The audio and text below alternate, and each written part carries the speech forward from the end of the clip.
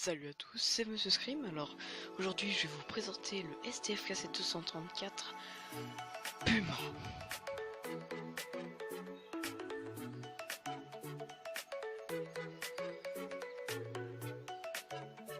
À la fin des années 20, du fait du traité de Versailles, l'Allemagne se voit interdire toute possibilité de construire des chars.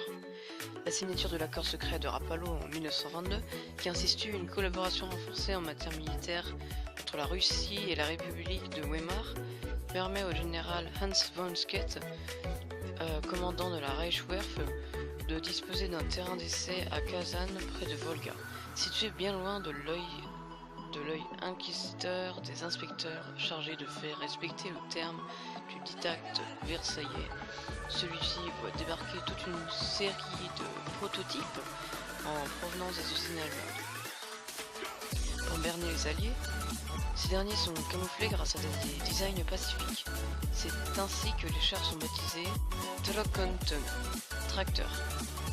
Les véhicules à roues étant, quant à eux, appelés Gepanzerter Mannschaftskampfsportwagen. Ce qui en fait signifie transport de troupes blindées. Le terme du traité de Versailles autorisait la possession d'engins dans cette catégorie à des fins strictement policières et de maintien de l'ordre. En 1926-27, le Heereswaff von Mart Waproof, chargé de l'étude des futurs blindés, est obligé de se rendre à l'évidence. L'adaptation d'un châssis commercial existant ne permettra pas de déboucher sur un véhicule de reconnaissance efficace. Il émet donc une série de spécifications concernant les chars à roues. En effet, les prototypes de véhicules à roues testés à Kazan ne sont pas proprement parlé des automitrailleuses blindées, mais de véritables chars à roues. Et de fait, la conception de véhicules de reconnaissance et célèbre Panzerspauwagen ne commencera qu'avec l'émergence des premières divisions blindées. Les exigences en termes de performance posées par l'organisme allemand sont drastiques.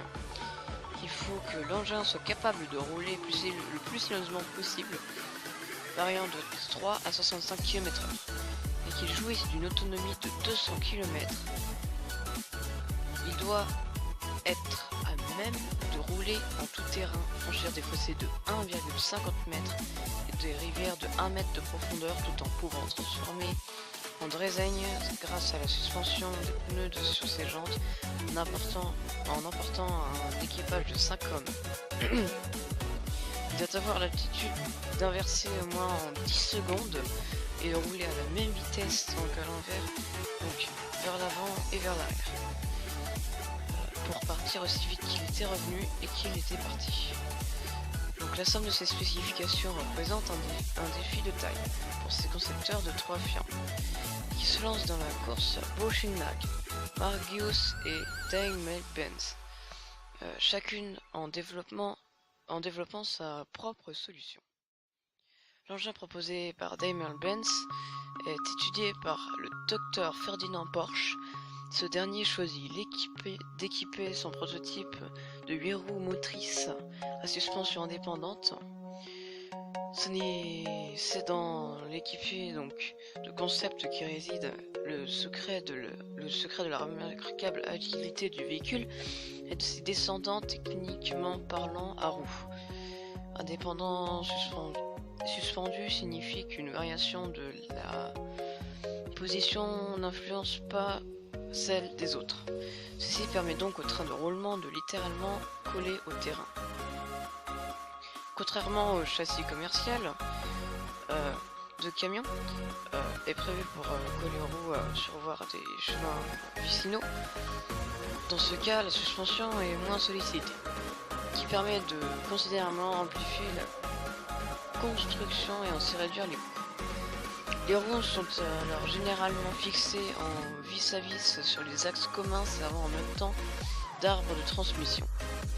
Cette disposition classique a une récupération directe sur la rigidité de la suspension, car si une roue suit l'aspérité du terrain, celle qui est fixée à l'autre bout de l'axe, en résulte une diminution de mobilité et ses capacités de franchissement.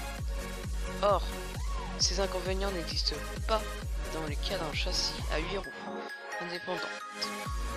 Et c'est évidemment ce qui en fait son intérêt. Cette idée signifie Porsche sera ultérieurement reprise lors de la conception du Puma, celui qui donnera une indéniable supériorité sur les engins alliés de même catégorie. L'autre concept génial introduit sur son prototype par Porsche est le directement fixer les bas de suspension sur la structure blindée, ce qui non seulement en fait une machine aisée à construire, car simple mais aussi plus basse que les autres et donc plus furtive sur le champ de bataille. En outre, pour permettre le passage à gué d'1 mètre de profondeur, le véhicule est doté d'une coque étanche et d'un système de propulsion par hélice de pré-série, donc de pré-série sont construits. L'un reçoit une caisse rectangulaire qui augmenta son volume et donc sa flottabilité. L'autre une coque arrondie qui lui permettra de se mouvoir plus facilement dans l'eau et d'avoir une meilleure résistance au coup. Les arrondis étant mécaniquement plus résistants qu'une plaque, sans oublier le fait qu'ils ont aussi tendance à éviter les obus du coup. L'engin répond également aux spécifications du Hirsch Volkswagen en ce qui concerne sa capacité à rouler dans les deux sens à la même vitesse. En fait, le siège du pilote pivotant à ses commandes sont présentes à l'avant et à l'arrière. À noter à noter sa vitesse du coup remarquable, comme j'ai dit tout à l'heure, à partir aussi vite du filament à l'avant que à l'arrière. À noter que la colonne de direction arrière et les pédales sont démontables afin de cacher les variables fonctions du véhicule aux inspecteurs et de faire respecter les clauses du traité de Versailles. Bah oui, parce que forcément que ce char devait être, certains éléments devaient être démontables pour cacher leurs utilités aux inspecteurs, hein, pour éviter qu'ils ne suspectent quelque chose. La machine de Porsche, baptisée ARW, peut donc changer de sens de marche sans avoir à faire demi-tour tout en moins de 10 secondes. Seules les roues avant-arrière sont directrices. Celles du centre, quoique également motrices, sont fixes pour éviter qu'elles ne présentent aucune résistance lorsque le véhicule tourne. Elles sont placées au centre de l'engin d'une manière à rapprocher comme sur l'ADGZ autrichien. Le véhicule présenté par Daimler-Benz se révèle supérieur à ceux de ses concurrents. Celui développé par Bosch-Inlask dispose de 10 roues motrices, mais il est trop haut, moins mobile et il coulera lors des essais amphibiens à Kazan. Le Airfunwaffen Warproof 6 se dit en intéressé par le véhicule de Porsche. Cependant, la situation industrielle et financière de la République de Weimar ne permet pas de construire le véhicule en grande série. En outre, la possibilité de transformer un châssis commercial de camion est toujours d'actualité. Mais si cette solution se révèle moins performante en termes de mobilité, toutefois, les autorités allemandes choisissent de se rabattre sur un châssis Club 4x6 avant de servir de base à la série du SDF KZ 231, 232 et 263, qui formeront l'ossatos des unités de reconnaissance lors de la campagne de Pologne, la Wehrmachtbrust, ainsi que l'opération Barbarossa. Néanmoins, des études et des tests ne sont pas déroulés en pure perte car des évolutions technologiques introduites par Ferdinand Porsche ne sont pas oubliées. Donc voilà, c'était cet épisode sur le SDF KZ 230.